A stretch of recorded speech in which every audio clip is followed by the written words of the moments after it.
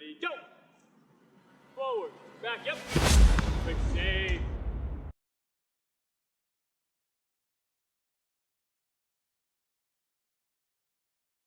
Low, stay low, yes. Better, good. Low, stay low, yes. Good job, good. It's okay. Stay low, yes. Good, last one. Low, stay low, yes. Good. Okay guys, so just in these few clips, I'm able to see a few of Daisy's bad habits. The first one, she's not allowing herself to reach that max extension. She's falling on her elbow, which is impeding her ability to perform a proper dive. And as you can see with this freeze frame, her motion just stops abruptly because of her elbow, and that causes her legs to fly up into an awkward position. So this first bad habit is caused by her hand placement and where she's trying to catch the ball. She's reaching out in front of her instead of in the more natural position, which would be consistent with her diving motion. This jams the elbow as well as creates an arch under her body where the ball could potentially slide under. Okay, so after assessing Daisy's diving from a stationary position, I wanted to see how she would do with some movement added. So to start, I had her backpedaling towards her line to see how she would set her feet and get ready for the shot. So after watching the film, I noticed that she would default straight into dropping her knee to the ground.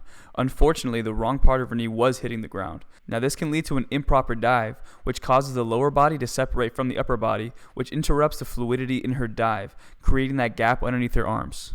So although it may be subtle, I wanted to slow these next two clips down to show you guys exactly what I mean. So as Daisy gets back to her line and prepares to dive, notice as her left knee gets to the ground to lead her into her dive. Unfortunately, the front part of her knee hits the ground first instead of the side of it. This technique interrupts her fluid diving motion, which stops her lower body from assisting her with her dive. Now this interrupting motion isolates her upper body and arms, which leaves her with a bridge under her body as well as less power behind her hands. So after watching the film, I recognized that there were three things that we needed to work on, and since Daisy was relatively new to the technique side of the game, I knew I couldn't keep shooting balls at her while she was on the move. In situations like these, where you want to build the proper muscle memory, it is important to take things back to the basics and to work on her technique with stationary balls. This would help her understand the movements as well as build her confidence with those movements. So the first thing that I wanted to highlight to Daisy was that her elbow was getting stuck underneath her body, which stops her fluid motion. So I wanted to show her how we can take steps with a stationary ball to fix that bad habit. Is that if I'm not with you, I want you to know what to do, okay? So right now, what should I do when I approach this ball? Okay? There's a few key terms that I've said earlier. Which one? What are they? Right? That's kind of, what does that do for you? Exactly, so it erases the arch underneath your body. So for this one right here, when I get down, I don't want to have like this leg drop backwards. So I want to go straight to the ball, yeah? So watch my step, okay? I'm going to start say back pedal, two, back pedal, set, push. See how my body goes all together, yeah? So let's do it one more time. So the first thing you want to do, so I'm back pedaling here, boom. You realize it's going to go short, you want to get low. The next thing you want to do, you don't have to always slide your pinky out, but I teach that so you can force yourself to get low, yeah? Because the only way you're going to get your pinky on the ground is if I get really low, right? So I'm here, set, one motion, second motion is here, and the last one is push, yeah? Okay. So after explaining to Daisy what I was looking for, I wanted to let her do a few reps so that she could see the footage and see what was different between her movement and mine. What's missing?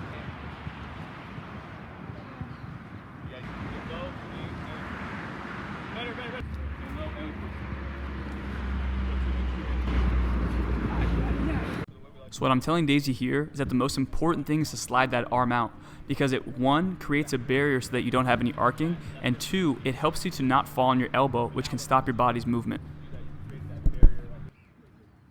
Okay, so now that Daisy's understood the concept of sliding her arm out, I show her in this next clip that I want her hand placement to be more consistent with the flow of her dive, instead of out in front of her.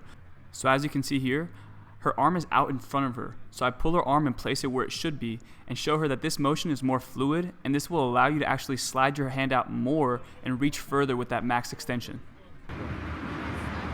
So now what Daisy is asking me here is if she should just slide her right arm out and then put her left hand on the ball.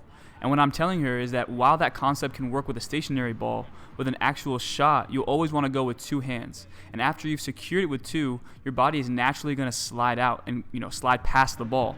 So at that moment in time, you're going to want to then put that left hand on the ball to keep that ball in front of you and in direct sight. So while this is all still relatively new to Daisy, in these next few clips you'll see her do a much better job of not letting her elbow get stuck underneath her and sliding her arm out with a consistent motion of her body.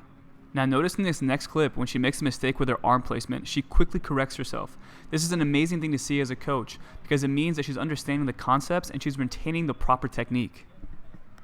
So after showing her those two things, I really wanted to let her gain a rhythm and just let her rep them out without me stopping her after every rep. So that's what we did. We just let her keep going and going and going so she can kind of get a feel for what she was doing right and what she was doing wrong.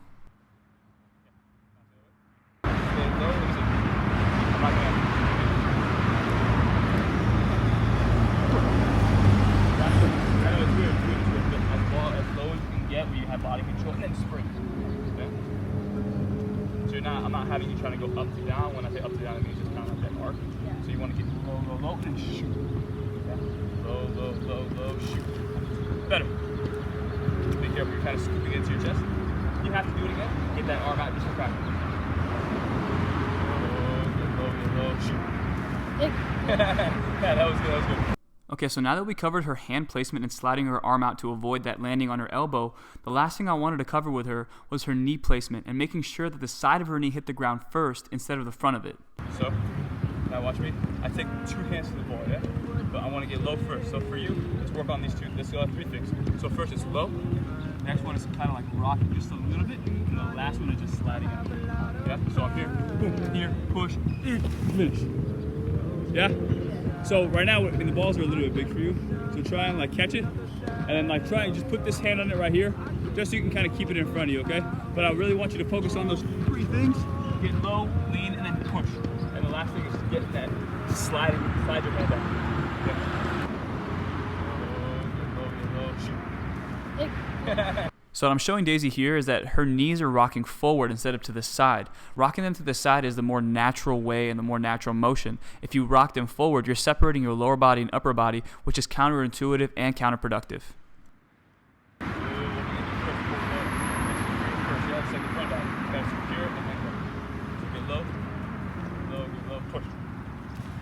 we go. Let's get to slow down.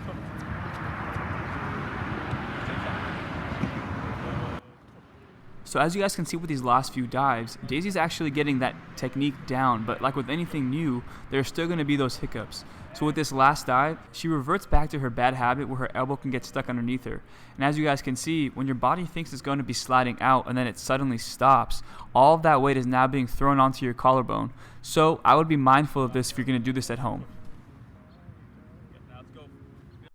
Okay, so now that I addressed everything that I had wanted to address, our session was coming to an end. So I wanted to get her back into the original movement back to her line and see how she would do. So we drive that hand out. Yes. It's okay. I'm happy. It's alright, again, set. Good, much better. Back in, yes. Good, great save. Back in, yes. Good, great job. Back in, hands out. Good, relax, get some water. Back in, stay square. Remember, get low and push. Stay square, yeah. Woo.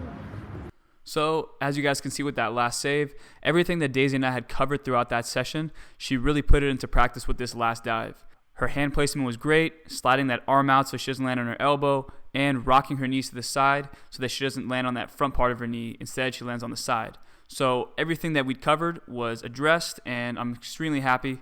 So for all of you guys that are coaches out there or even goalkeepers, try and film your sessions and try and show the goalkeeper what they're looking at right on the spot so they can try and fix it and build that muscle memory.